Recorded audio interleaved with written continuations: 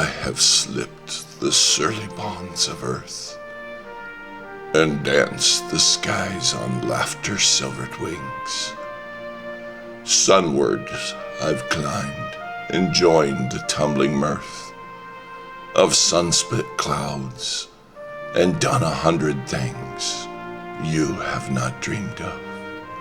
Wheeled and soared and swung high in the sunlit silence, hovering there.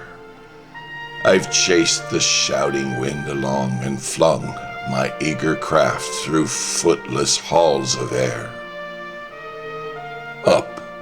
Up the long, delirious, burning blue, I've topped the windswept heights with easy grace, where never lark or ever eagle flew.